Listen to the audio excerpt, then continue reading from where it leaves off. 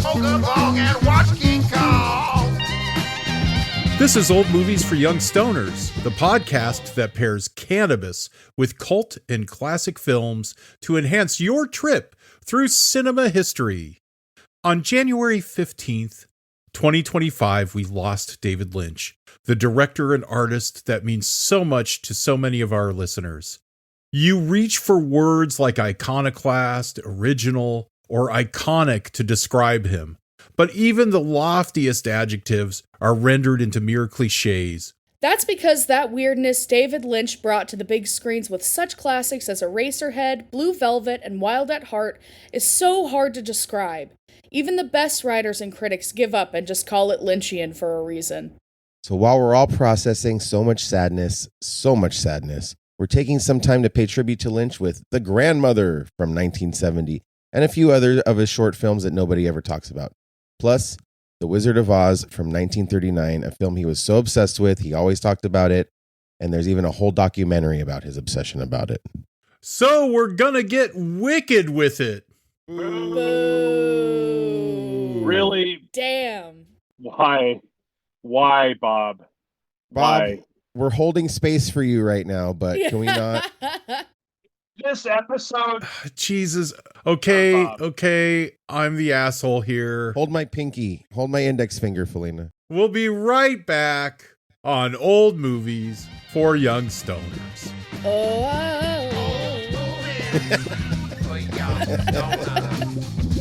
Old movies for young stoners.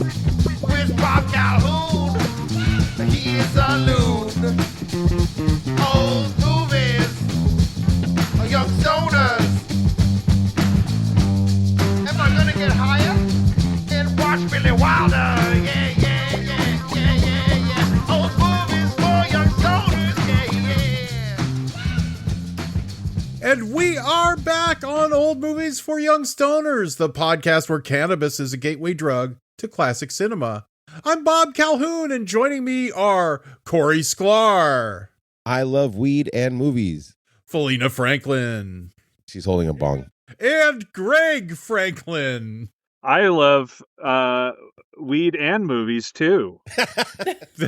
That's Whoa. great, Greg. We have That's so great. much in common. If you need to find out more about us, go to oldmoviesforyoungstoners.com. We've got bios there. Although I think the bio about Corey being your host on the Hollywood Punk Rock Graveyard Tour might be kind of out of date because you're moving, right, Corey? Yeah, but it's just on hiatus. I'm still the host of it.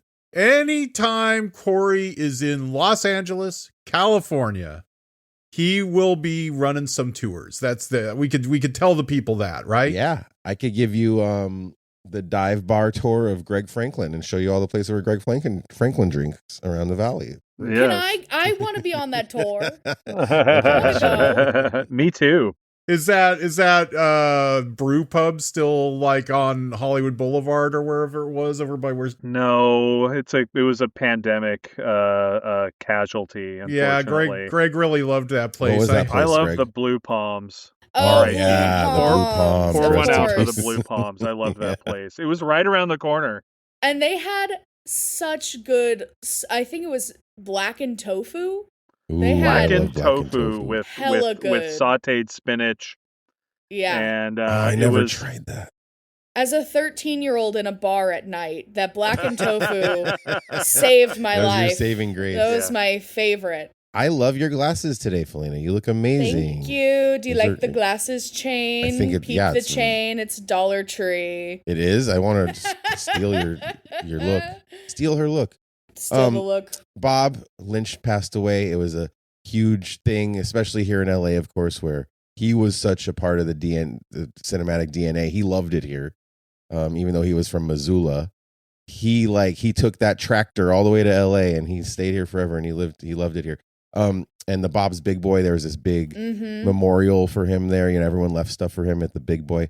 But aside from Lynch talk here in LA, Bob, it's also Oscar season. And I haven't seen many of the Oscar movies. Have you guys? Have you, Bob? Have you been watching these?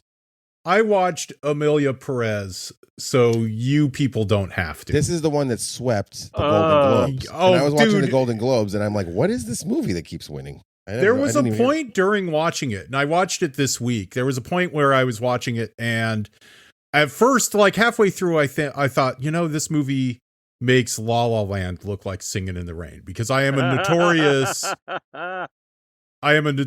La La Land hater, everybody. I mean, I don't like it either. It's awful. I like it. You do? And it's something about the theater kid in me that likes it. But even Ryan Gosling mansplaining jazz to his date, he's a really terrible guy, and that terrible song in it, that's just the fucking Rainbow Connection from the Muppet movie. And it's like a really bad version, because halfway through that movie, I'm like, what the fuck is that song? And then I realized it's just the fucking Rainbow Connection. You would still give that movie the Oscar over Amelia Perez. Oh God, yeah, no, definitely. Wow. Like, no, Amelia Perez, but by the end of Amelia Perez, I was like, that movie makes Cats look like Singing in the Rain. It's like one of the worst. Cats has at least one banger of a song, right? Yeah, you could at least wait until fucking Memories happens. Right. Like, but even like all the songs in Amelia Perez are just god fucking awful. That makes or break a musical. So why is it winning all the awards? Do you think it's a conspiracy, Bob? No, I mean, there's a lot more about it, because Amelia Perez is about this drug cartel kingpin who transitions and becomes a woman, and then like works to help the people of Mexico find the dead bodies of the people his cartel has killed. And then, or her cartel has killed. Wow. Yes, so are you saying it's winning the awards because it's woke? Well, I mean, Wow. we're gonna miss that when it's gone, really, because I think by next year the Oscars are all going to be our triumphant Reich. The triumph of the will. Yeah, triumph of the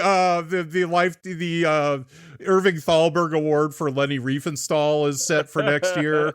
So we're gonna miss that they cared, that they thought like, oh, this is a trans story and we should support trans stories, but it is the fucking worst trans story, because I mean, I know that the director. The director Jacques Audiard, who also directed The Sisters Brothers, which is an interesting Western with John C. Reilly and Joaquin Phoenix. That.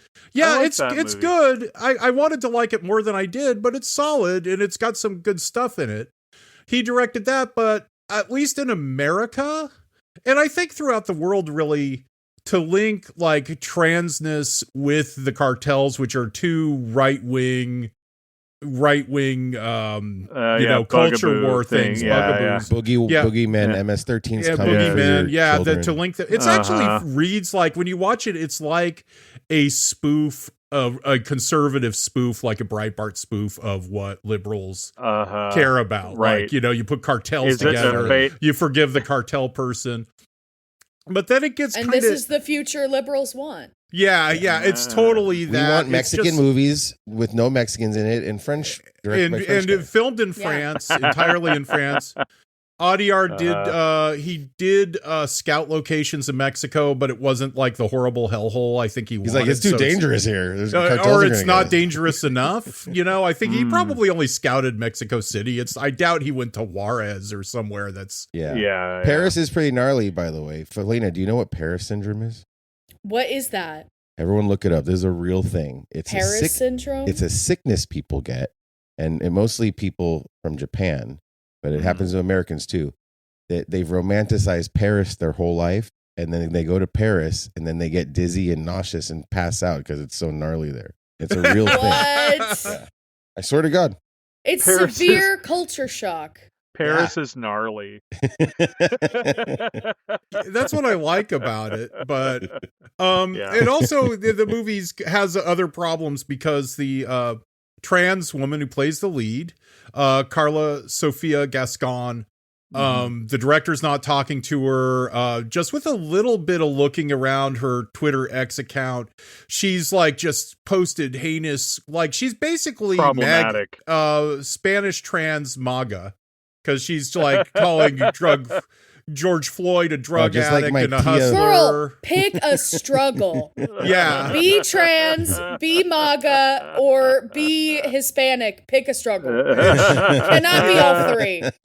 Yeah. She was complaining That's so about the funny. Oscars a few years ago for having so many Koreans and black people in it, and just really terrible shit that for some reason Netflix never bothered to look. And she's being promoted as the trying to be promoted to this like very, very disheartened liberal audience right now, but they have to hide her from the awards rollout. So that's interesting. She's going to be at the Oscars though. She's going to be on the red carpet. She has to be. They aren't going to. I don't think Netflix is letting. She'll be at the Oscars, but I don't think they're letting her on the red carpet.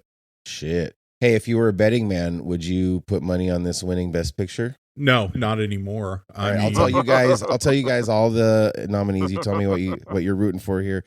We got Amelia Perez, A Complete Unknown, Conclave, Nickel Boys, I'm Still Here, The Substance, Dune Part 2, Wicked, Anora, and The Brutalist. Philena, what is your pick for Best Picture?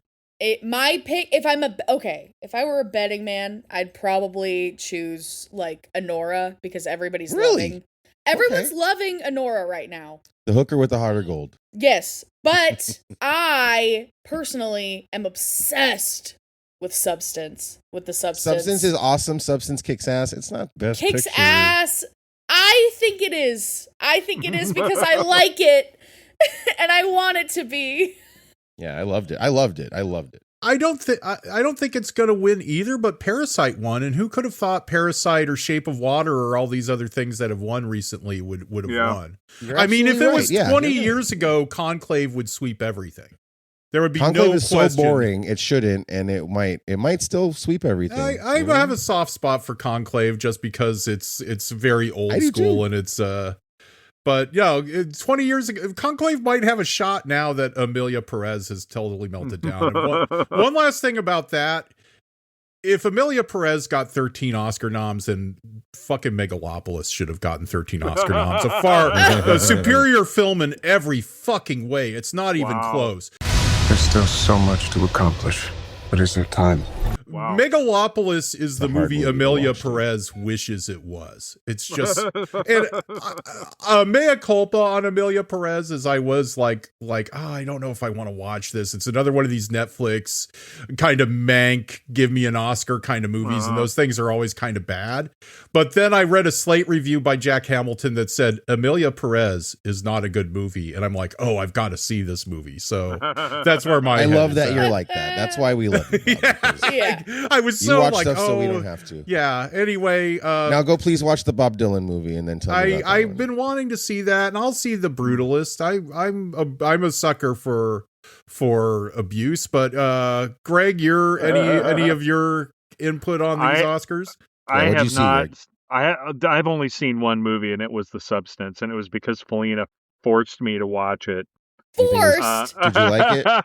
Forced. I You absolutely, enjoyed it. I loved it. I didn't like it. I loved it, and Anora is interesting to me. The Brutalist is not. Yeah, Sean Baker's an interesting filmmaker. I don't love his stuff, but he's Lord of Projects cool. You know what? This is what I'll say to close this out: is John Lithgow was robbed. He should have been nominated for supporting actor and finally got that Lithgow award. I love John Lithgow. That's all. About Nickel Boys, it is the only movie that Odie Henderson, friend of the show, past guest, future guest, liked more than Hundreds of Beavers, which Odie Henderson, much like I think Greg Franklin and myself and my wife Rosie, That's the best movie of the year. that was like the movie of the year. Hundreds of Beavers is the best movie of the year. Oh, it's not even close. Honestly, yeah, What? it is. No. It rocked. It rocked. That's a movie that should have been 20 minutes long. The same thing over. Shut up, dog. Shut up. I don't like it. I don't like Hundreds of Beavers. But listen, But listen, really, this episode, Listen, Hundreds of Beavers is being played now every Saturday at midnight at theaters around the country. It's gonna be the next. It's finally a cult movie. Yeah, it happened. It's great. Man, Amelia Perez, that's like 2 hours. Talk about a movie that's too long. I'd rather sit through 3 hours of The Brutalist than 2 hours and 14 minutes of Amelia Perez or whatever it was. I saw a couple clips of Amelia Perez on online, and it was like the music seemed like something a little kid would create. Yeah, it was the clips I saw was of that doctor singing like vagina, and it was like Yeah, Oh it was my like, God, it's so it was like Mr. Show or What? something. I was like, is this Mr. Show from Mexico? What's happening? there's a musical number Selena Gomez does that in an earlier era would have ended her career. It's so embarrassing. Like she would just be done if it happened in the 80s or 90s. Making a musical in the modern times is hard. The music has to be really good, and that's why Wicked's good, because the music's good. You got to write good songs. Is Wicked good? I mean, it has like 2 banger songs in it. It does have. I mean, but that's not the movies. I know, but That's it's like not- we were saying about Cats. Like a musical just Yeah, that's needs true. some good music, and Popular is good, and that Fly Up in the Air song's good. Before we get into our discussion, I just want to say that the Roxy Theater is having a tribute to David Lynch from March 6th through March 9th, and they're going to show Dune in 35 millimeter, Eraserhead, Wild at Heart, Mulholland Drive, Blue Velvet, all the hits. So check out Roxy.com and go check out David Lynch movies there. And we got to do a little bit of fan service, people. Got to do a little bit of fan service. Cassandra L. Bruce reached out to us on SoundCloud. She has a nice profile pic of a gorgeous white kitty cat. She writes, "Your music has completely mesmerized me. It's truly amazing. The rhythms are so captivating that I can't help but hit repeat again and again." Hey, don't give these AI bots shine. Yeah, I this would- is totally. I would a lie. love to support you as a dedicated fan and delve deeper into your sound. I hate life. I hate that I deal with these every day. I deal with every AI bots my whole life. Did this bot go back and find the Deadliest Man Alive and Fat Power on CD at the tower? I don't care if you're married. I think the bot is talking about Corey's theme song, or Oh, Thank you, bot. look, I've been getting this form letter for years now through SoundCloud, so it's about time. We are so desperate for interaction with our fans that I thought I'd read it today. that's hilarious. Please write us. Hit it. Blue Sky is what it's all about. But yeah, Go- email us, please. We'll read it on the air. If you want to be on the show, email For us. real. Old movies for young stoners at gmail.com and old movies for youngstoners.com. Fuck it, we'll let you on the show. We don't give a And, shit. you know, I want to thank Gregor and Chriswell59. They've started following us on SoundCloud, and they are not bots. Yes. They are real, genuine listeners. Criswell. So thank you. Criswell. I am Criswell. For many years I have told you the almost unbelievable, related the unreal, and showed it to be more than fact.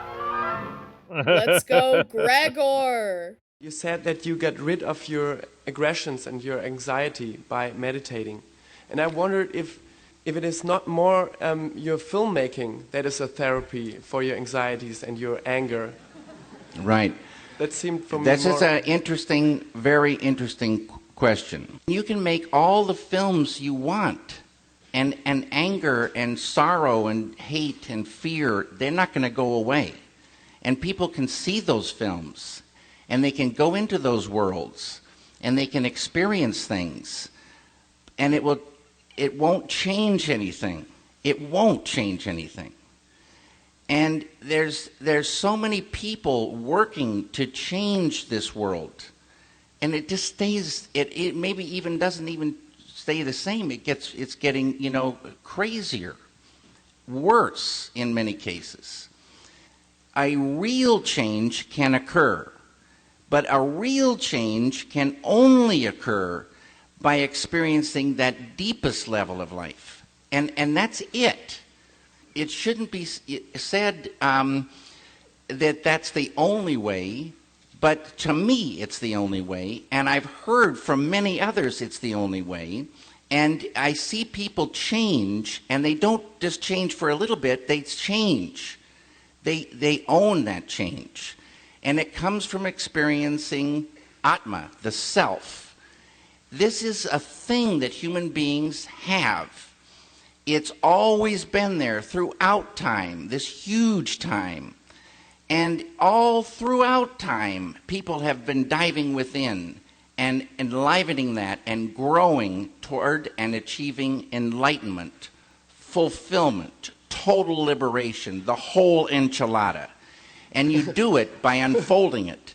And you don't do it by wishing about it, or making a song about it, or making a film about it, or anything. It's baloney. That's all on the surface. Leaf by leaf by leaf, we try to make things green.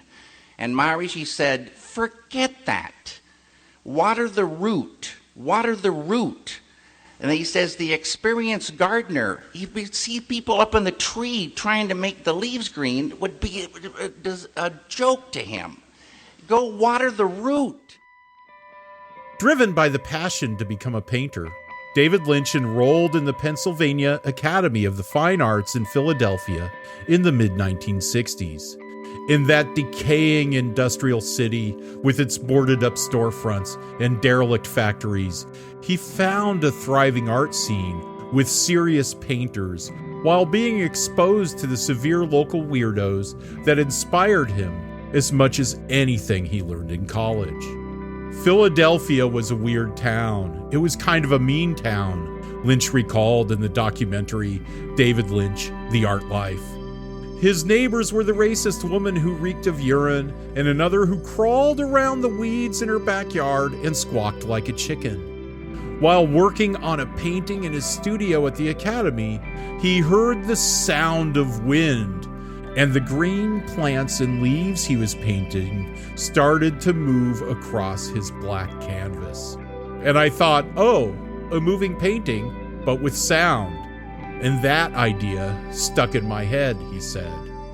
Lynch made 2 short films, but had to take a job to support his wife and daughter and could no longer afford to make movies without an infusion of cash. He got it in 1970 with a $5,000 grant from the American Film Institute, which financed this 30-minute short where an abused boy harvests his own grandma out of a revolting tree he grows in his bedroom.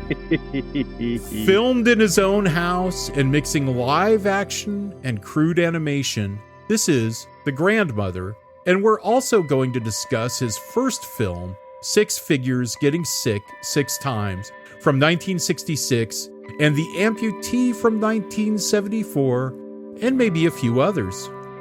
Corey, I know you've wanted us to dive into David Lynch's short films for a while now, so tell us about them. I don't know about too much of his early career, or not even early. This is when he's in school. These are all student projects, and I know he was in Missoula. I know he really loved movies. I know he was a painter, and he wanted to make his paintings move, so he learned to be an animator, and from there he figured out all these things. But the reason why I wanted to watch them is when I first saw them, I first saw The Grandmother, and I saw this other one that he made that's it's not available except on DVD, called The Alphabet. He made in 1968. It was incredible. I was like, these are the best things I've ever seen in my life. Like, the imagery is so striking, the sound is so crazy, the effects are so disturbing, and it's so early for him. And then when you become a David Lynch nerd, when you get into movies and you try to unlock Twin Peaks and Mulholland Drive and Inland Empire and stuff, you go back to this early stuff, you see it's like kind of all, he has his visions, his artistic visions were almost fully formed, right? You see stuff in this movie, The Grandmother, that's in Twin Peaks The Return, like the way things are constructed and that tree and stuff is built. It's like, oh, he still uses whatever tricks but he learned a lot of tricks during these movies, and you get to see it all on display. So The Grandmother, I haven't seen in a long time, and gosh, it was still as striking as ever. I love how it's part animated and mostly live action, but I wanted to ask Greg what he thought of Lynch's early crude animation style. What I think of it, I mean, I have a soft spot for all this stuff. You know, I've seen The Alphabet, and I've seen the 6 Men Getting Sick a long time before, but for some reason The Grandmother has sort of eluded me over all these years, and I just loved watching it. It's like you said, it did remind me of Twin Peaks The Return. Yeah. which in my opinion is like kind of his masterpiece. I mean, there's long stretches of that remind me a lot of The Grandmother. I love the way that he just approaches films from an artistic standpoint and doesn't like connect the dots for you. There's a lot of stupid people out there who say stuff like, it doesn't make any sense. And I have no tolerance for this because everything that is being shown makes complete sense in an artistic or a symbolic way. It absolutely makes sense.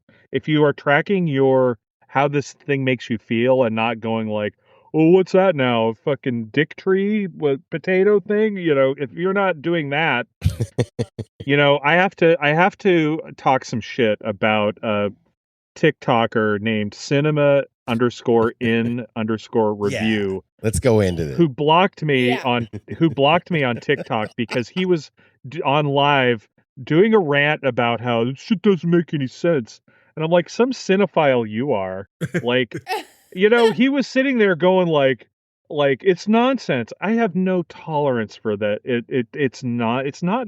You can say whatever you want. It doesn't have to be for you, and it's certainly not. It's divisive, but it's not fucking nonsense. It's all intentional, and it all goes to prove a point. And so I just wrote in the live comments, I think I just said 2 words. Suck it. That's dumb. I said that's dumb, and this guy had a fucking meltdown. Wow. He looked at me through this screen of TikTok and went and started clapping his hands like a seal and said fuck you and blocked me. So, hey, cinema_in_review, fuck you. You are a pathetic excuse for some kind of a film reviewer. I'm not saying you have to love David Lynch, but this argument that it's nonsense is nonsense because it's completely intentional. It's completely beautiful works of art. Yeah. And so I just have that to say about fucking cinema in review. I agree with you. And that was, just a second, and that was the TikTok report with Greg Franklin. I agree with you that the Twin Peaks: The Return is his masterpiece, and it seems like he went back to a lot of simply telling stuff literally. I mean, like storyline, also through metaphors and crazy imagery, but like it's very simple storytelling, and like if you follow it, and The Grandmother is too. It's about this kid. His home life sucks, so he needs a place to go disassociate, and he grows a grandma. But I was gonna say that speaks to just like, I think, and I do think he did go up his own ass, and stuff started not making sense of, kind of. I mean, it made sense, but like I think Lost Highway is a little indulgent and it's not great. And Wild at Heart too. I don't love Wild at Heart, and there is this like, it is all intentional. It all tells a story though, but he did get a little too crazy after a while, and I think he came back. That's my opinion. But I think that also speaks to just like how young people watch movies now, and they watch movies wrong, but not Philena, our intellectual cinema genius here. Well, like Bob, it's like what you say about people. I'm talking about the people younger than you, Philena, not you. The plot people. The plot people, like, which we have this constant argument, this constant debate here whenever we show something like Maltese Falcon or some of the kind of weirder, twistier noirs, is that it's okay to take your eye off the ball a little bit in these things because there's a bigger picture. You're looking at the tree and you should be seeing the forest sometimes. Listen, I'm a plot bitch, but I had a lot of notes. Okay. This one has a plot and you could follow it. There's though, right? a plot here. Okay, There's totally a plot that I could follow. Yeah. First note that I have of The Grandmother is we know where babies come from. In this film, we learn where grandmas come from. And I've always wanted to know. And another note, I had to watch this while Sage was sleeping. So oh my God. It was like midnight, totally dark in here. And like everything, the ambiance, all of it, I just got a little too spooked. So I had to turn all the lights on. You didn't watch it with headphones, did you? No. I recommend No. watching with headphones, everybody. The sound The is amazing. sound is astounding. Yeah. I mean, for that production level, it's amazing sound. The music is Yeah. so haunting. Yeah. Oh my It God. is. It's Yeah. super haunting. And I think that everyone can relate to Mott, feeling like a little Mott. What a name. Mott. Feeling left out, feeling, like everyone's coming down on you. Especially right now. I feel like everyone needs to grow their own little grandma sometimes. Also, speaking of growing it, the fucked up plant that literally gives birth to this grandma, that made me feel so sick. When the fluid coming out of the plant afterwards, the discharge or whatever. Also, have to note, there's a lot of pee in this one. This is a very pee-centric movie. Yeah, he might be like a pea guy, and he hit it better later. I was disturbed by the part where Mott is massaging the tree vagina a lot. Yes. And it's all hairy. It's all hairy looking too. That's right. Yes. That's right, Bob. And when the grandma kisses the Mott right on the lips, and it's just a whole shot. What was that about? David Lynch was learning what to put in movies and what not to put in movies, and maybe the incest. He did Twin Peaks. That happened down the road too. So. Yeah. Anyway, dude, wash your sheets though. Wash your fucking sheets. That was a dirty house. That's a dirty fucking house. But okay. This dad was so mad about this kid peeing, and he's got a fucking dish full of dishes. He's got a sink full of dishes. Mm-hmm. And he does not care, rubbing his kid's face in the pee. Ah! Yeah, it is those moments when you're a kid where you get so humiliated, and that ruins your life. You know what I mean? Yeah. And that's what that meant to me. Yeah. In that movie, it's this is one of those tentpole moments in this kid's life where it's he's traumatized, and that's so true. You know what I mean? Even though dad and mom are a mess, they look like crackheads or something. Dude, they're fucked up. They're fucked up. They only scream. They don't talk at all. They're like the opposite or the worst version of the Charlie Brown parents. Yeah. So it's so disturbing how they talk, and he tapped into this thing, right, that makes you sick when you look at his sculpture in the movie. It made you ill. And it spooked you out so much because you were so scared.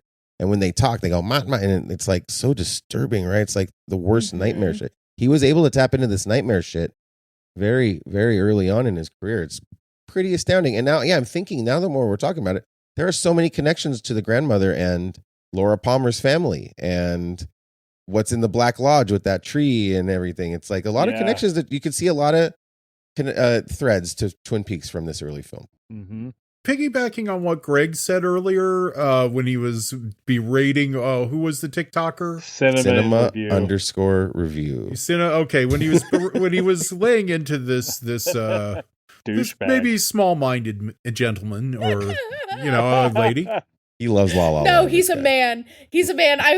Okay, I'm one of those. I'm not the biggest Lynch fan. Yeah. He's not my guy. And I'll just admit that instead of trying to wrap myself in the cloak of David Lynch, like I was always a big fan.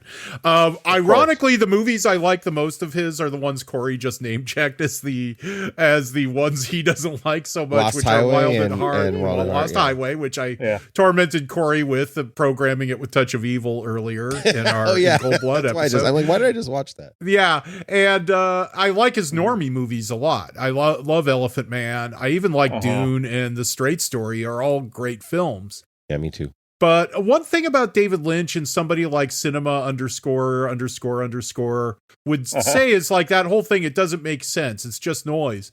And that's what, God, this is the most dad rock analogy I can make, but people who listen to Jimi Hendrix or even Coltrane or Eddie Van Halen and go, they're just making noise. Yes. But like those people all had a genius understanding of musical theory, as David Lynch does of fine art theory. Like David Lynch approaches it from this deep understanding and devotion to fine art. And when you watch David Lynch, The Art Life, and you look at him later in life in this century, still making paintings. He was still painting. They are tactile art. He's always like taking like acrylic paint and stretching it on the canvas to create a texture. And he's creating these little kind of figurines out of, I don't know, wood or various materials, or maybe Greg would have a better understanding of what it is. And putting them in. No. So it's like kind of a 3D art. It's very tactile art. And that feeling comes through in his films. It comes through definitely in The Grandmother and in Eraserhead, and in various moments in his other films like Blue Velvet and Wild at Heart, which are comparatively slicker than Eraserhead, which is also a student film because he made that at the American Film Institute. For years he was making Eraserhead. And so that's a feature, but it's a student film as well. But so you could say, oh, that's just noise, or that doesn't make sense. But these artists' grasp of their mediums, of their art, of their discipline is second to none. They go into it from that point. Yeah, it's like the stupid people who go to the art museum and go like, it's just a branch taped to a canvas, or it's just a banana on a wall, and it's like, my kid can do that. Yeah, but your kid didn't because they're fucking stupid. You know, like sorry, your kid missed out on a fucking $2 million payday for taping a fucking banana to a wall. You know, the art world is crazy. I mean, maybe some of that art is bogus. I mean, there are, if you could get away with it, get away with it. If you could get a rich guy to give you $5 million for tracing Russ Heath war comic art, Liechtenstein, if you could get away with that, I mean, poor Russ Heath. I mean, you could smell the bullshit though. That's what being in tune with yourself in the art is, right? You could say, oh, well, that's bullshit. And then like, oh, that makes me feel something. And you can see, even if you don't like a David Lynch thing, he ain't bullshit. It's real. It's the real deal. It's not like a Neil Breen or something. You watch him and you're like, oh, that's bullshit. No, he's an artist. Don't you dare. He is an artist. I just wanted to say something because we haven't talked about the amputee at all. Yeah, let's talk about the amputee. I loved the amputee. Oh. Talk to me. Tell me why. I watched both versions, 1 and 2. I thought, okay, it's got everything. There's drama. It's got a mystery. Why is she an amputee? She's clearly freshly, did her cheating boyfriend get cut off her legs? Was it a totally mundane thing? And also she's a hot bitch. And she's letting the people know. Is that what happened. Log Lady? Is that who that was? Was that Catherine Coulson? Was it? I don't know. It sounds like, it looks and sounds like her. I know she worked with him back then in the 70s, so she worked on Eraserhead. So anyway, go on. Sorry, I want to hear what you're saying. Anyway, I just thought the amputee should be more known because, not to spoiler alert, but I did find a couple TikTok reports on a couple of the shorts, but not the amputee. That was the only one I didn't find. And I was disappointed because I was like, more people should know about this one. I don't know. I like it. I'm really glad you liked it. That's really, really cool. And yeah, that is Catherine Coulson, the Log Lady. I just confirmed. Wow. Incredible. Love. There are a couple of clips on Criterion if you go into like the supplemental material in the David Lynch, their David Lynch program, the Remembering David Lynch. There is a thing of him talking about it. It's only like 2 minutes long because I was like, what's up with these two versions? And AFI was experimenting or reviewing different kinds of video stock to buy. And he filmed each one as a test for the different video stock. Cause I'm like, why do these two versions exist? What's the difference? That's so cool. Well, it was more No. like he found out about it and decided that he pitched it. He was filming Eraser. I watched that one too. It's a Okay. minute and 59 seconds. So Yeah. I was like, hell yeah. I my needed to alley. test film stock for AFI. Yeah, That's exactly what it was. It was. But I never seen this before, and yeah, that was it's it's great. It's amazing. I can't believe he was so young making fucking crazy shit like this. I love how he's off camera making glurpin sounds though. That's my favorite part. He's just like barp, barp, barp. It's like that's David Lynch making all those weird water noises over there. It's so good, and it's so disgusting. And he liked leaky pissy shit back then, obviously, because that leg is leaking. Dude, he's obsessed. I like to think that he's the guy who's going like, yeah, I pictured him too. I'm so glad that you liked it, Philena, because I sometimes, I work at San Francisco State now, so I'm around younger people all the time. And it's like you watch something like The Amputee, where it's a woman writing a letter by hand, and people my age are too obsessed with young people not wanting to write anything ever again. Well, everybody doesn't, except me, because I'm a weirdo. But I'm like, is Philena even going to get this? I mean, she's just sitting there with a pencil and paper writing it. Do you think I not know what a letter is, Bob? Do you think I don't know how to write? Dog, I learned cursive in 3rd grade. God bless more your than me. teachers for doing that. Yeah, I know how to. You're a code, Philena, you are a code breaker. Philena, I did not understand the plot of The Amputee. Can you explain it to me? Because I was just focused on that fucking leg the whole time, and I'm like, what is she talking? Can you explain to me what the letter is? She is basically spilling the tea. This is what's going on. Thank you. She had I couldn't tell you exactly. I wish I had written everything down like plot for plot. But basically, she had this boyfriend who was, I think, talking to some girl while she was out, like, hanging out with one of her guy friends. And the guy friend interpreted her hanging out as her flirting. And she was like, I am not a fucking flirt. I am not a flirt. And, anyway, so she's basically, like, telling her friend this, like, the situation, what happened during the night. And then, I love it at the end, the twist. By the way, where were you when my boyfriend came home at 3 a.m. the other night? Oh, that's what I fucking see. That's said, good. Corey. That's good. I knew there was a whole other movie that I didn't watch while I watched this. I was focused on that nurse in that nurse. Just it's a guy in a woman's nurse's old school outfit who's dressing this wound, and the wound is splurting and splatting, and God knows what's happening over there. Yeah, no, it kind of looks like Infection City, but otherwise, I think she's iconic. Yeah, the amputee was. What do you think of the amputee, Greg? Oh, I thought it was funny. Like I just watched it and laughed my ass off. I thought it was hilarious. It was fun and small, but epic at the same time. I'd never seen that one either, but yeah, I liked it. Bob, do you like Eraserhead? Did you see it back in the day? I did like Eraserhead. Like I liked looking at it, but I never really liked watching it, if that makes any sense. And I watched half of it the other night when TCM showed it, and I enjoyed it then. I mean, it's hit or miss with me. I thought you would like Eraserhead or Blue Velvet because they are so like throwbacky and like Blue Velvet, like for whatever reason, when it came out, like I'd already seen George Romero's Martin and stuff. I'm in high school, and it was kind of the weird movie that normie people liked. Like, yeah, totally. Like, not to the degree that Heather's is. I mean, I still liked Dennis Hopper in it. I still liked some lines of it that everybody loves.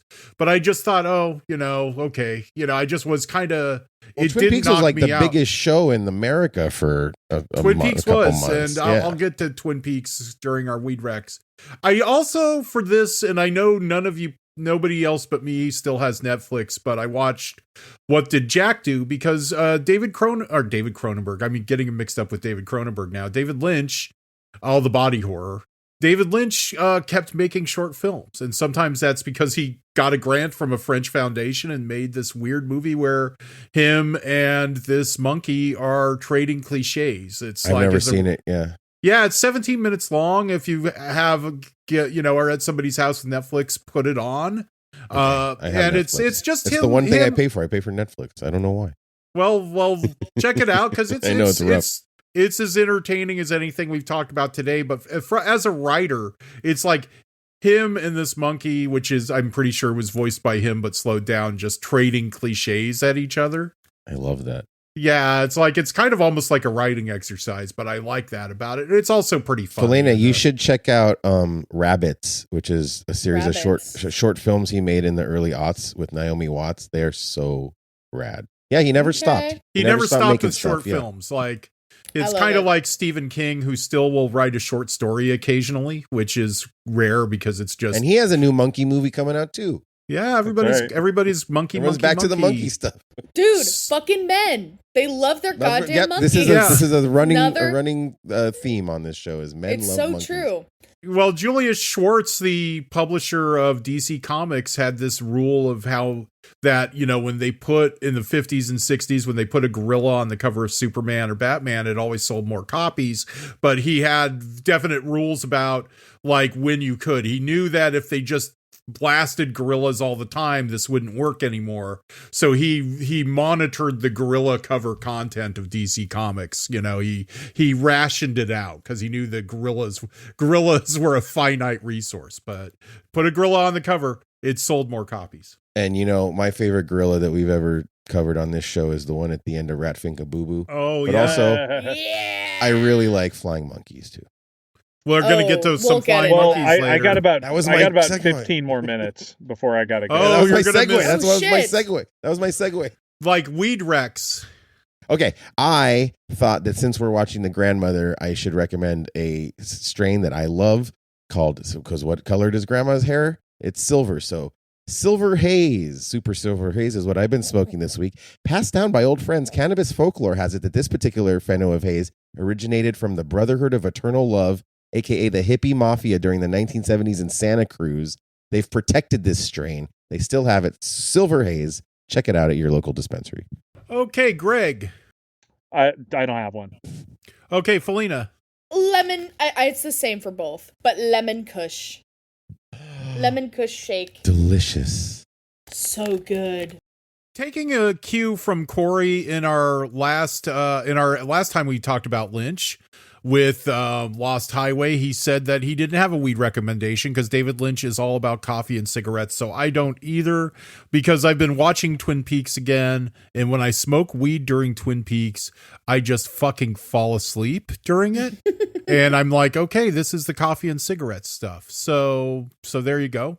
I had a cocaine problem when Inland Empire came out, and I remember watching it in the theater doing key bumps. But the silver haze is a sativa, and it feels like coffee, but it's weed. That's what I said. There you go. The Grandmother, 6 Men Getting Sick, and 2 cuts of The Amputee, or 2 versions of The Amputee, are currently streaming on Criterion Channel. And What Did Jack Do is streaming on Netflix. Many, many miles east of nowhere lies the amazing land of Oz, a magnificent empire created in the mind of a man who wrote a great book about it. Like wildfire in the wheat field, the fabulous tale of the Wizard of Oz spread from town to city to nation to the entire world.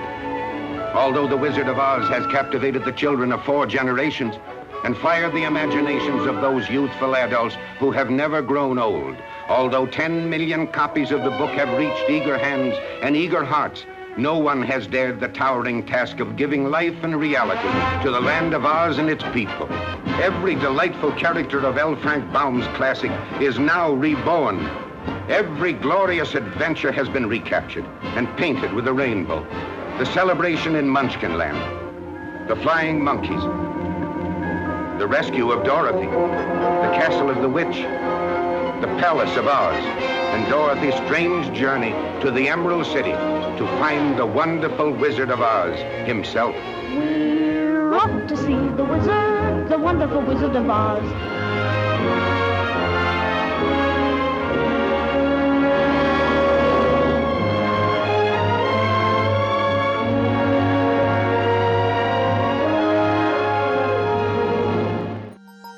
The Wizard of Oz was not the runaway hit that MGM had hoped for when it was released in 1939.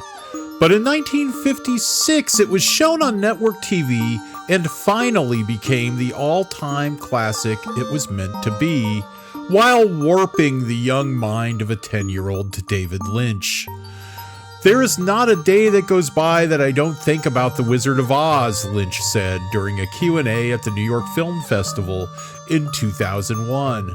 This fantasy of a young Dorothy and her dog Toto whisked away from flat sepia-toned Kansas by a tornado to the Technicolor Oz with its witches, wizards, and flying monkeys resonated with Lynch, who went from the tree-lined suburbs in 1950s Idaho and Spokane to the bad urban craziness of Philadelphia and Hollywood in the 60s and 70s. His Oz obsession is most obvious in Wild at Heart, but ruby slippers and references to Dorothy and Judy permeate his work so much that Alexander O. Philippe made a whole documentary about it with Lynch Oz. And like Philippe, John Waters and the other filmmakers and critics who contributed to Lynch Oz, we're going over the rainbow to follow the yellow brick road and look at the man behind the curtain. It's a movie we probably should have featured in our very first episode, but we are here now to tell you what to get at your dispensary to send you off to see The Wizard. From the imagination of virulent racist L. Frank Baum, and directed by Victor Fleming with some assist from George Cukor and King Vidor, this is The Wizard of Oz. Greg, your thoughts on The Wizard of Oz? So, I've seen The Wizard of Oz a fucking ton of times. A ton of times. I've seen it since I was a kid. I've watched it. Philena and I would watch it occasionally. So, I actually kind of went rogue this time. And I decided that I was going to watch The Wizard of Oz synced up with Pink Floyd's The Dark Side of the Moon. Oh, hell yeah. And that's nice. what I did. You're ripping the dad rock title away from me here after talking about Eddie Van Halen and Hendrix. Does it actually work, God. Greg, as they say it does? I don't know. Some parts of it work better than others. There's parts of it where it really lines up beautifully. Like, the great gig in the sky is happening during the tornado with that, the great inspired female vocal, whoa, whoa, whoa, whoa. That's all going on while they're flying through the air. And then there's these scenes where the I don't even want to say the people of the lollipop kids are dancing around. You can call them the Munchkin. You can call them munchkins. I feel like that's a slur, but but anyway, they're dancing around and there's little ballerina ones and there's like it's during the kind of trippy parts of Us and Them, and and then there's some just great stuff with the lunatic is on the grass, and that is they're stuffing. Dorothy is stuffing the scarecrow full of grass, during that part. It's like pretty fun. You alternate between moments like that and great stretches in the beginning where I'm like, this is the stupidest thing that I could watch, is these two things together. I talk about it all the time, on this show about watching something with another thing playing, and then and Dark Side of the Moon is a great album. But these two things are really not meant to be together. They're really not related at all. And I don't even know where this whole idea came from.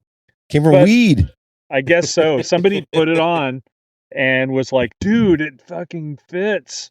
It fucking fits. And it kind of does, but there's big stretches where I don't think there's any connection. There's too much of the black and white part in it, You know what I mean? Like the black and white, the intro to The Wizard of Oz is easily the most boring part of it.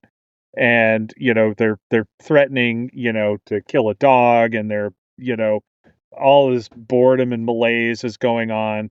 And that's kind of like a really good part of Dark Side of the Moon. So it doesn't really fit, if you ask me. So the beginnings don't quite line up. But Yeah, and also you deny yourself Over the Rainbow. Like, I mean, you have some Pink Floyd, tired ass Pink Floyd song instead of one of the greatest American songs ever written. I mean, you can try it. I if you're a Pink Floyd fan, I would recommend it. If you've seen The Wizard of Oz already a million times, like I have. Yeah, I did this. I watched it with the Amelia Perez soundtrack, so that did not work either. It did not The work. deal killer for me is that not only do you have to listen to Dark Side of the Moon once, which it's a great album, but it's not an album I ever need to hear again. True. But you have to listen to it twice. Oh no, you know what I did is when it ended, and it's like super great the way it ends because it's the heartbeat, ending when the Tin Man is singing about how he wants a heart. Oh, and so that's how that ends. But then, of course, there's a whole nother movie. So then I put on Animals, and I tried to watch that, like to the rest of the movie with animals. That's my favorite one. I just couldn't. I just couldn't keep going. What if you put on Metal, like at the beginning? So it's all that Tangerine Dream Pink Floyd stuff at the beginning during the Kansas part. Which the Kansas part grows on me because it sets the table, but I watched the movie because I haven't sat down and watched Wizard of Oz from start to finish in years, so it was time. Mm-hmm. So, but yeah, it's I'm glad you did it because I was going to bring up that phenomenon, and I'm glad you did a test run of it for us. Oh yeah, it's fun. Everyone, it's like if you're a fan of both of these things, it's not quite as transcendent as your chocolate is in my peanut butter. But it is a good combination, but it's kind of like a weird combination, like when somebody puts watermelon with feta or something, it's like, oh, okay. Sure. Now, since you're turning into a pumpkin to mix, to mix our metaphors here, to mix our fairy tales, what weed did you smoke when you did all this? Oh, I'm sorry, Bob. I have no recommendations. It was just, I was kind of in a sour mood because I broke my the mini volcano. No, I broke the glass, so I have to get another one. It looks like it has a bandage on it. I had to because I had to smoke out of it. I put this tape around it, and so that I wouldn't cut up my lip. I have another one coming in the mail. If this happens to you and you're a Puffco Peak owner, you can find knockoff Temu Puffco Peak pieces on Amazon for a third of the price. So highly recommended. Sorry, everybody, to keep Greg on, but we've got get as much audio from him as you can. Now, Greg, as one thing when I was watching Wizard of Oz last night, the thought came to me that the only Disney feature film that existed when they made this movie was Snow White. Yes. And so you watch it now and there's like a lot more child endangerment. The stakes seem way higher. Of course, Dorothy kills two witches in the film. Spoiler alert. Yeah. And I thought like we hadn't had Disney and 50s conformity yet. Disney combining with 50s conformity, sanitizing this kind of entertainment that was aimed at children. So I wondered, you're the biggest Disney nerd we've got on the show, if you had any thoughts about that. Oh, yeah, absolutely. I think that's interesting. They're both a product of their time. Yeah, they both have haunted trees with faces that are scary and that yell. They both have lollipop, dwarves in them. And yeah, it's a total ripoff, honestly, the Wizard of Oz. But well, I mean, it's based on its own story, though. I mean, it is. It is. And I don't know, when were these stories written? Like the L. Frank Baum? 1901 was, 1901 was The Wonderful Wizard of Oz. Well, here's what I'll say about The Wizard of Oz is I feel like it's symbolic in its own way, as well. Dorothy is the sort of innocent who is exposed to all kinds of dangers, who's at risk of, her dog being unalived by this. Oh, shut up. Shut up. Unalive. Yes.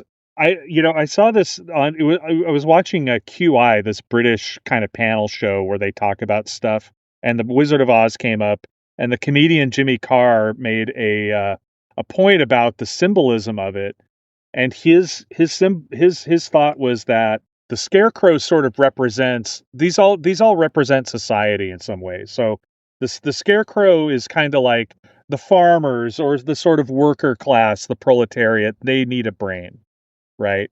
And the Tin Man is sort of symbolic of like industry, and business, and that's what needs a heart.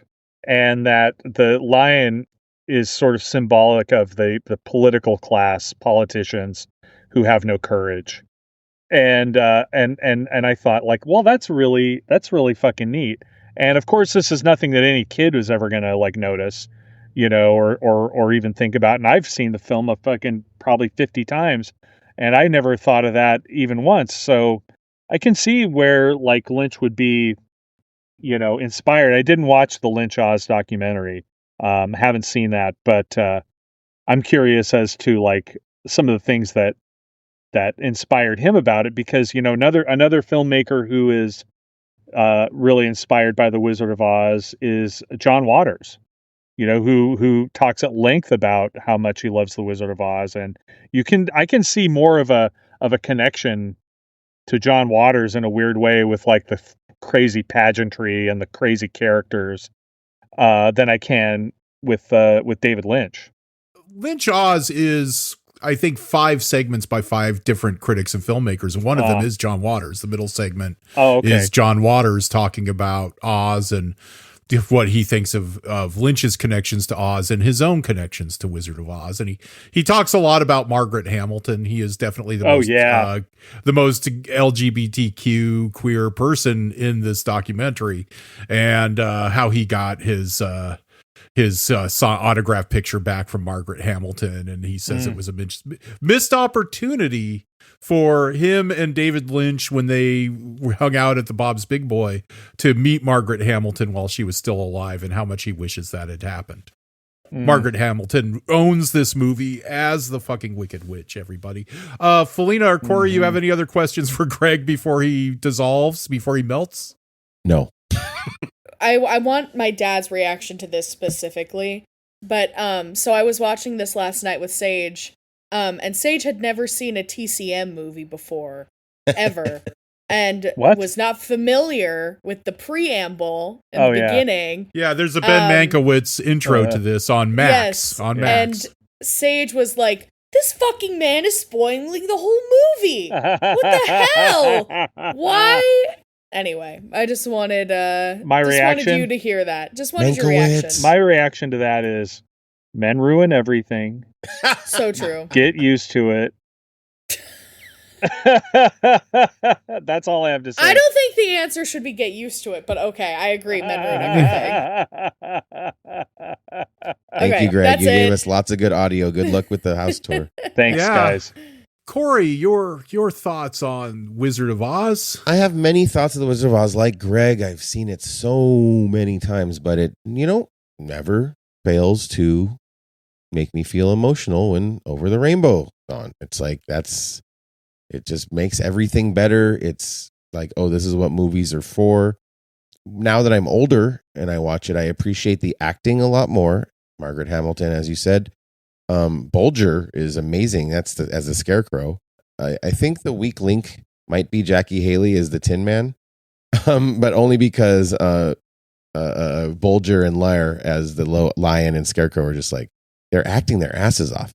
Bob, my question to you is, I've always heard when you watch the movie, it seems flawless. It seems perfect. It's like the editing is great. The music's great. The act. Oh, and Judy Garland, of course. I could appreciate her acting so much more now as an older viewer of this movie. She is really spectacular. Bob, I don't know much about the history of this movie, but I've always heard that this movie was really troubled during the production. Is that true? Well, it was a really big production, and it went through changes while it was already underway.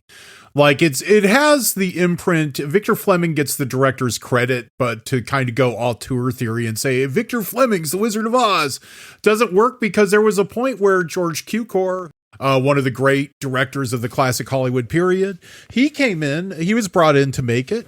And for a little bit, and he just did not like, there was a director before him whose name escapes me right now.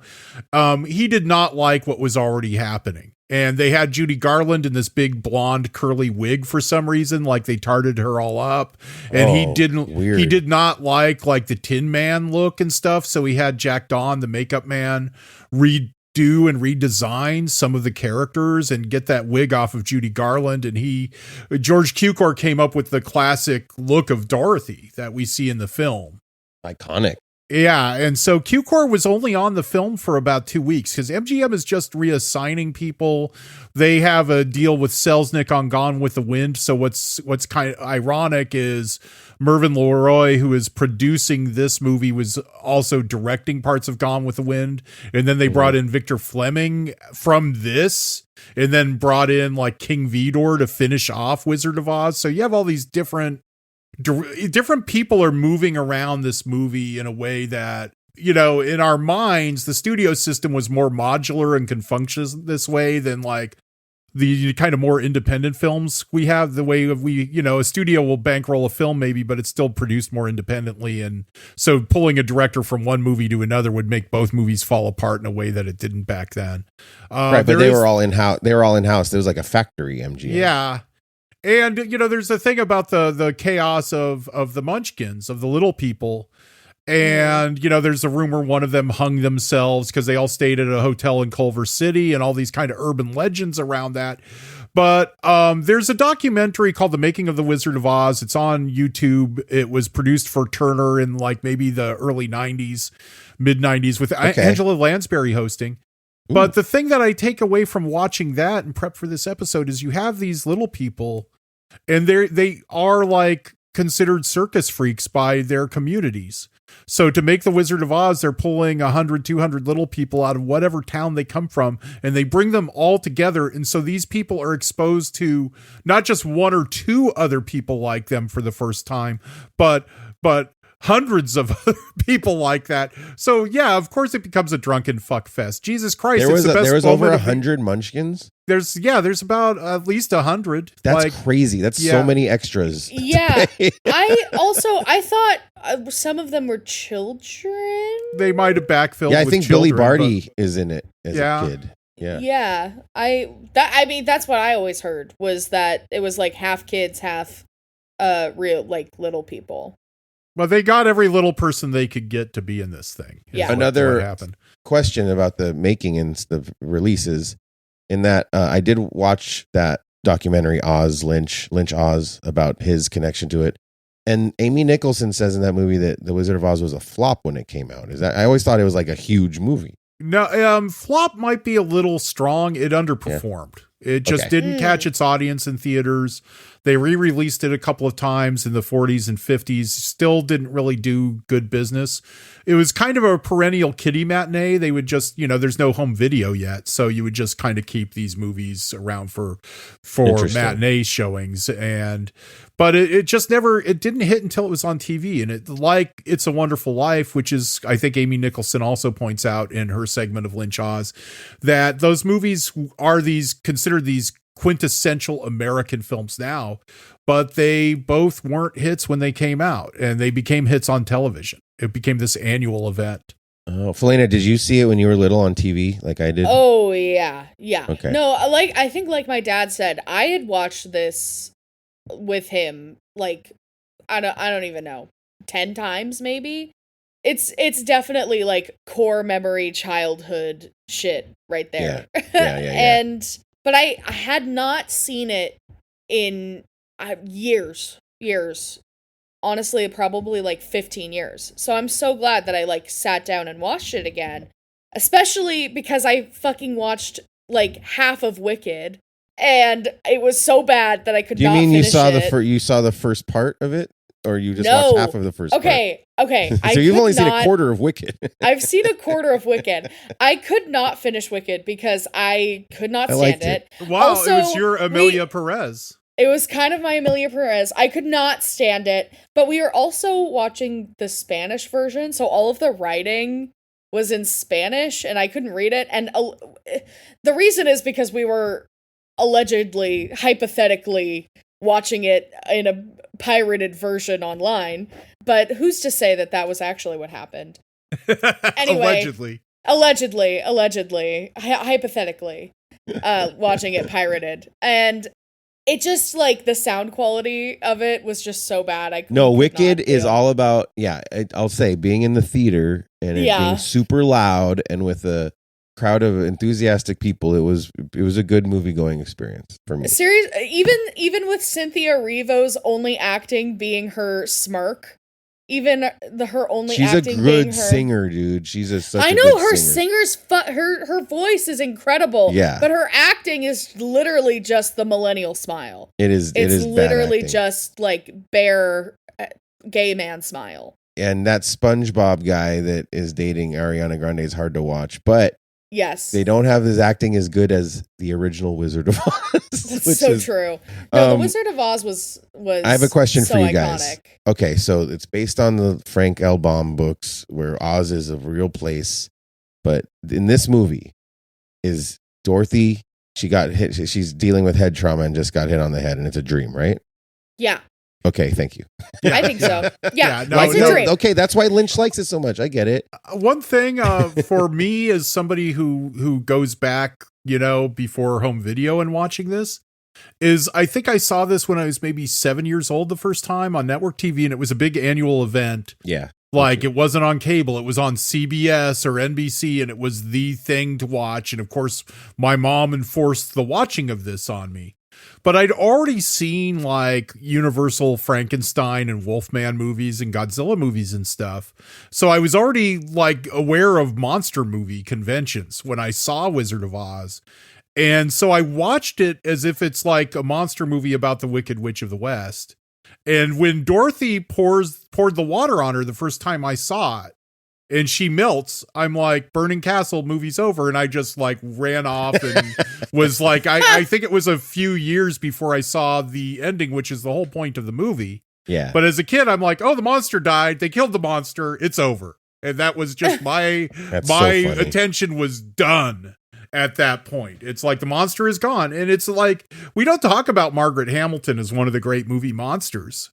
But she is fucking awesome. She's as good as Lugosi, if not better. As good as anybody. She is. She's incredible in this movie, and I mean, it's beyond iconic. This performance, it is ingrained in all of our brains, so much so that we probably overlook how good she is in it.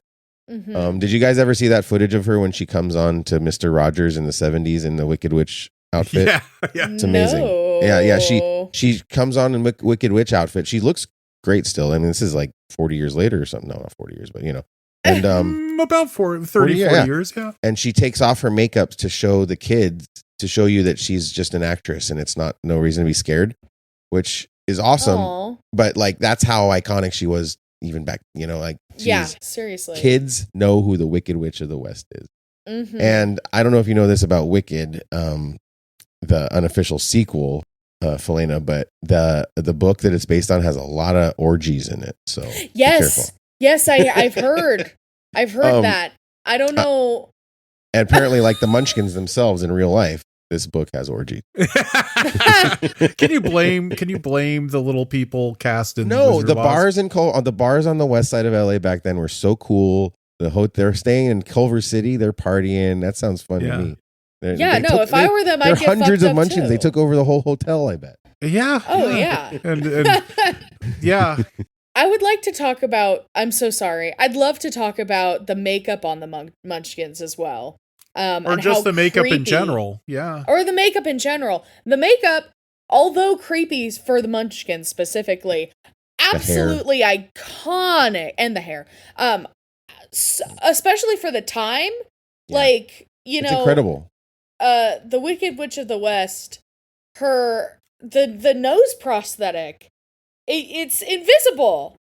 It's beautiful. I don't know. Yeah, I it's just gorgeous. The flying monkeys are so scary. Like, really, they're frightening still to this day.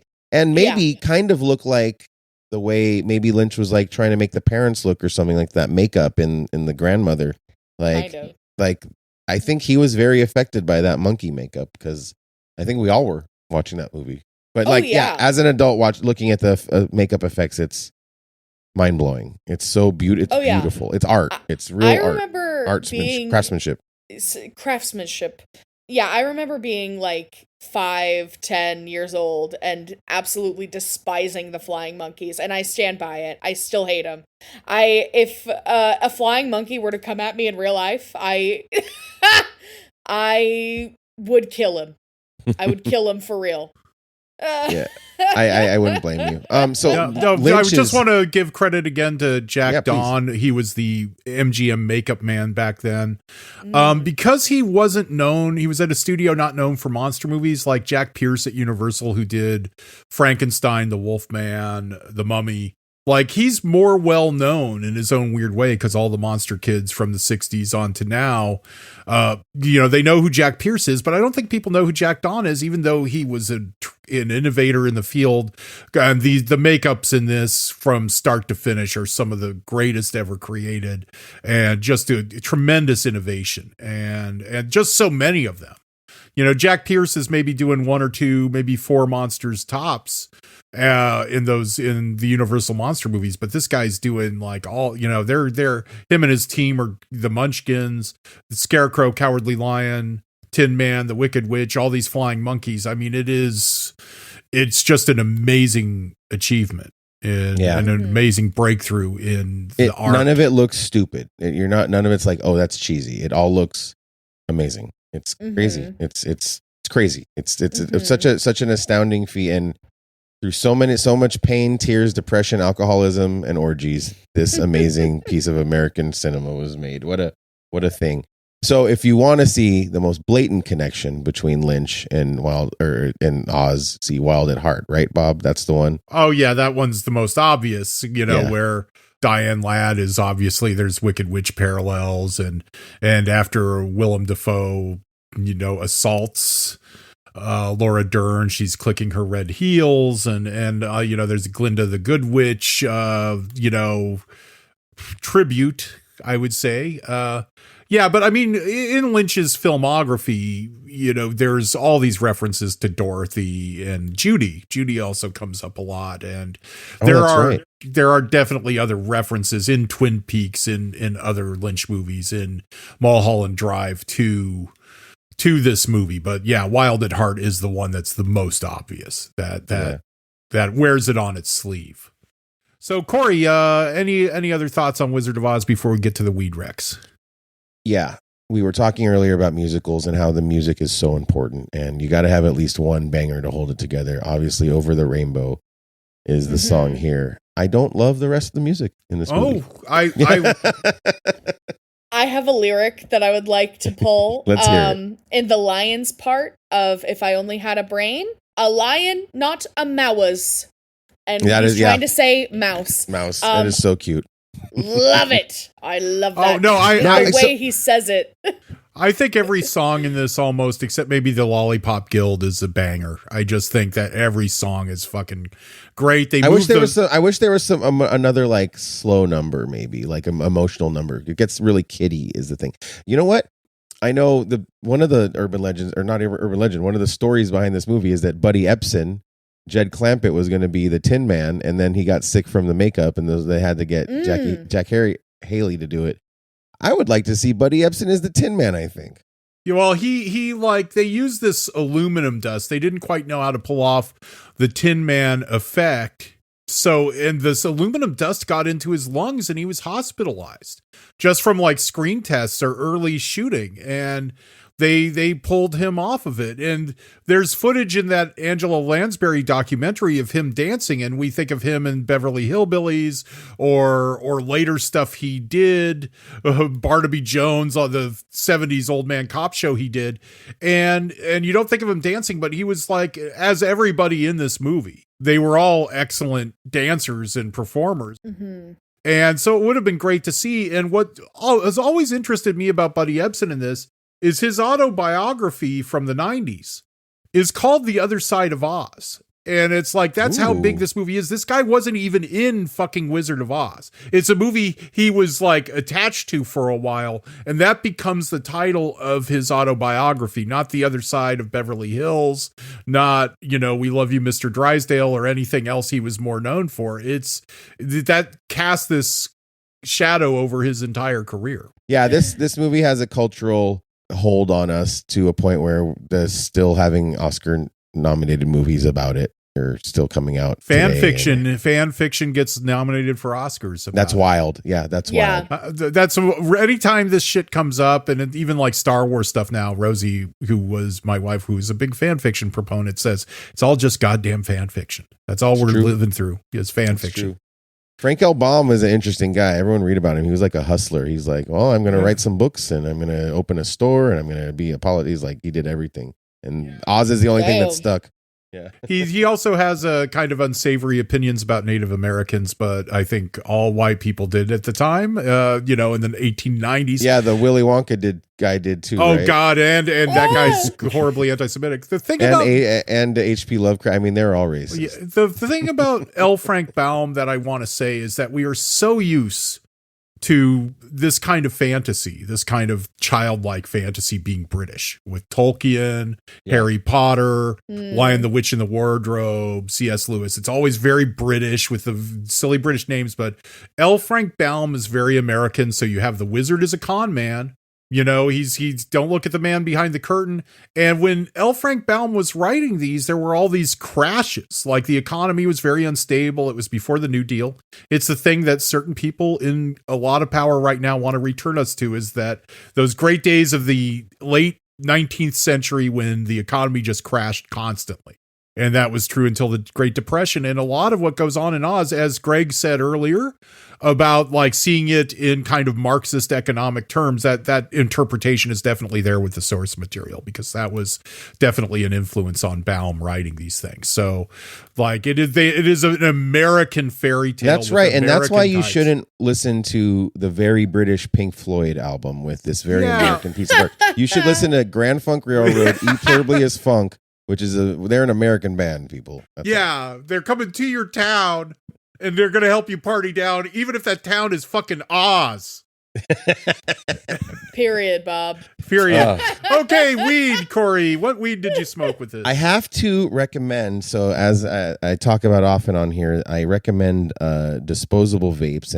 But I don't know if I should be recommending these because we don't know the science on them, right? Like they could be worse than smoking cigarettes for you. We just don't know. But I've been doing my research, and they're bad for the environment. Right, and they're bad for the environment, right? But I've been doing my research on these and trying to find the most environmentally sane and healthy versions, because I do love smoking the hash. And I'm smoking these live resins vapes by this company Turn, which is like super disposable, clean. They taste amazing. And this is the peaches and cream one. I really recommend Turn vapes. I really like this company. I think they're doing good stuff out there. I love those. You like Turn? Okay, cool. I love Turn. I had I got it specifically for my trip up because I had lost my stizzy. Yeah, I got one of those, and I think it was like a it was like a tropical like pina colada flavor. Oh my God. Right? It was yummy. It was, and they're really did the job. Yeah. They get you high, and they're really good about being transparent about how they test this stuff, how they cultivate it, and how it's clean. And I really like that about that. 'Cause most of these places you're like, I don't know where this shit's coming from. Yeah. Yeah. They got good shit. Philena. I smoked the same thing.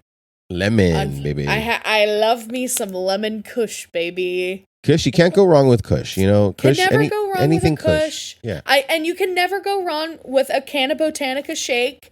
Dude, sponsor me. We love Canna me. Botanica at this podcast. Sponsor me. Yeah. I sponsor the podcast because I Here, you know what? Need Let's do more. a clip right now that I will send them, You know what? Here on Old Movies with Young Stoners, we love the Canna Botanica shake, right, Philena? Absolutely. I get Canna Botanica 28 gram shake every 2 weeks. It tells you how much weed I smoke. But I love it so much. It is the perfect amount, and it gets you so high, honestly, probably more high than flower, and it's only $30 at your local Yeah, it's a great deal. retailer. It's always fresh. It smells great. Cannabotanica, get it at your dispensary today.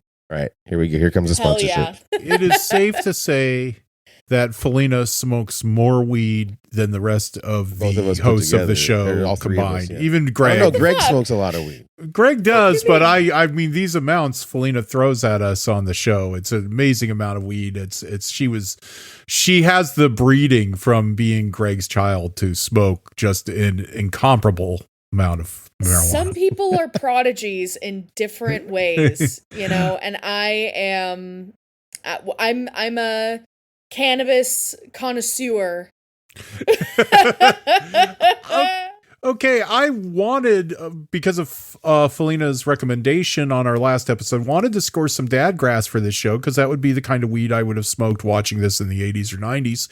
But it's not at my local dispensary. I'm going to have to venture outward to find it, and I will find it. So I'm stuck still smoking the Zushi from Josh Wax, which is what I've got. Zushi from Josh Wax.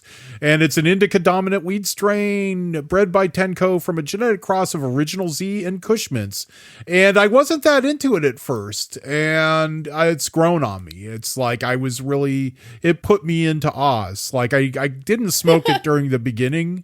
I let the beginning just kind of hang, and then, as the tornado's approaching, I started sparking up, and that was really the right choice, because I was totally unhigh, and then I was high.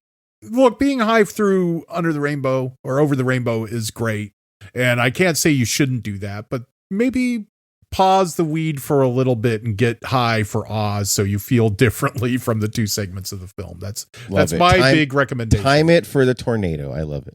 Time it for the tornado. I'm sparked up right as the tornado comes, start to feel a little bit when Margaret Hamilton turns into the witch in the maelstrom scene, and it was really the way to go. It was the way to go. I mean, to start to really feel high as she follows the yellow brick road. That's I don't know if you guys ever noticed this before, but the people in her real life are the people in Oz. Isn't that crazy? Even Professor Marvel, he's the wonderful wizard. Before we go, does anyone know what happens at the end of The Grandmother? Because I don't. At the end of The Grandmother? Yes. No. Okay, thank you. What's the real question I had is what happens at the end of The Wizard of Oz? There's no resolve with the Miss Real Life witch bitch who's trying to kill Toto. Yeah, she just goes back to her miserable life. It sucks. Oh, okay. That was always when I finally got through The Wizard of Oz and didn't think, oh, the monster's dead. It's over. She melted. Why isn't the castle on fire? I was disappointed. Like, why does she want to go back there? Maybe the melting is representative of her dying in the tornado in real life. Yeah. I mean, Ooh. and her whole miserable. She drowned family. or something. Dorothy kills them all. Well, I mean, she is pedaling her bike during the tornado, so that couldn't have gone very well for her IRL. On the Hollywood Punk Rock Graveyard Tour, you do get to see the final resting place of Judy Garland, and you get to see a cenotaph of Toto, which a cenotaph is when it's just a tribute to someone. They're not actually buried or their ashes aren't there. Toto, Terry is his real name, is actually underneath the 134 freeway, and there's your death fact for The Wizard of Oz. That's one thing forgotten is I was really like, this is a reason to see movies, especially really good movies, over and over again. I was in awe of Toto's performance. Toto's like the best actor. Terry is the best actor. Yeah. Dude, he kicked ass. Yeah. Because Sage is a dog groomer and also is going to be learning how to do dog training. He was saying now most dog actors nowadays are probably not even don't even hold a candle to Toto. Yeah, in the scene where the Tin Man first shows up, there's this big fucking egret, probably unfortunately tethered to the soundstage, like just in the background. And a lot of people don't ever notice it. And there was even rumors when it was on TV in much lower res that it was a hanging little person and all this shit. But it's just this big fucking egret or crane, and it's just there kind of kind of walking around, and I'm like, just Toto not barking or Terry not barking and running after that crane the whole goddamn time and paying attention to the Tin Man it's an amazing performance by Terry. Yeah, the only other actor dog that I've seen that is that good is the one from Pee-wee and Silence of the Lambs, and the dog in the beginning of John Carpenter's The Thing is really good. True. The Wizard of Oz is currently streaming on Max. And so that's our David Lynch tribute episode. He's gone now, but we're living in his world now more than ever. And so next month, while Corey is still unpacking from his big move to Arkansas, cannabis comic and activist Ungayo Belam will be joining us. And if Philena doesn't have to work, we'll be pairing pot with the Japanese ramen madness of Tampopo from 1987. Ooh, and if lucky. she does have to work, we will feature the spook who sat by the door from 1973, Philena. Ungayo is always very concerned about not programming misogynistic films when you're on the show. He has the most concern. When you you're better done, watch the fuck out. You better watch out. Yeah, well, unlike me, who's like, fuck it, we'll just do In a Lonely Place. We'll just program fucking In a Lonely Place with Philena. Not even ask her about it. Not even do anything. Just know Ungayo cares. I want you to know that. Ungayo is, honestly, he's my homeboy, so I'm really excited to see him again. I hope you can make it. And in this time of great uncertainty, the second features haven't been decided yet, and you can stick that in your pen and vape it right here on Old Movies for Young Stoners. That's what it's all about. So you just sit comfortably each day, dive within, and go about your business and watch what happens. And then you own it. It's real. It's yourself. It's totality. It's the absolute.